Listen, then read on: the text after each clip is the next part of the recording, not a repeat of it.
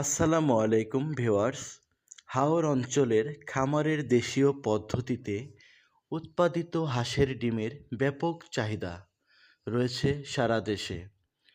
আরও হাওরের খামারের উৎপাদিত হাঁসের ডিমের সবচেয়ে বাজার গড়ে উঠেছে নেত্রকোনা জেলার মোহনগঞ্জ উপজেলা শহরে।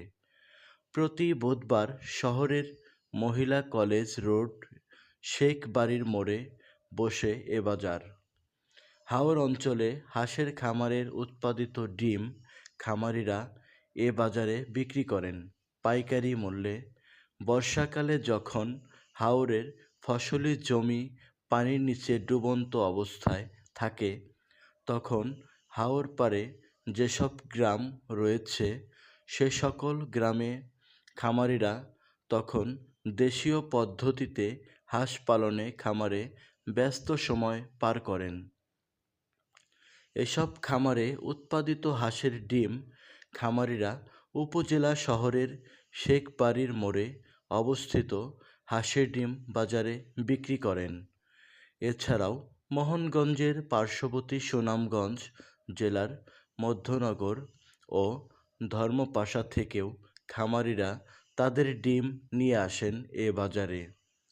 এসব খামারে দেশীয় পদ্ধতিতে উৎপাদিত এ হাঁসের ডিম আকারে বড়, ভালো মানের এবং অধিক পুষ্টি সমৃদ্ধ হওয়ায় এ ডিমের ব্যাপক চাহিদা রয়েছে সারা দেশে।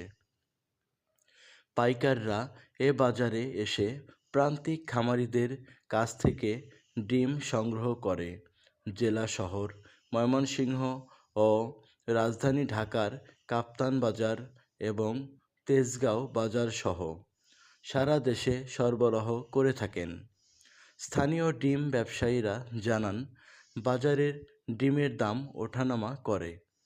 রাজধানী ঢাকার সাথে সামঞ্জস্য করে নির্ধারণ করা হয় ডিমের দাম। খামারিরা প্লাস্টিকের ক্যারেটে করে শত শত ডিম নিয়ে আসেন এ বাজারে। দাম নির্ধারণ করা হয় প্রতি ১০০ ডিমের খামারি এবং পাইকারদের সাথে কথা বলে জানা যায়, প্রতি ১০০ ডিম বাজারে পাইকারি ১৫০০ টাকা মূল্যে বিক্রি করতে পারলে খামারিদের খরচ বাদ দিয়ে ভালো লাভ হয়। কিন্তু দর যখন ১১০০ থেকে ১২০০-তে ওঠানামা করে, তখন একেবারেই লাভ করতে পারে না তারা। আপনারা চাইলে আসতে পারেন আমাদের এই ডিমের বাজারে।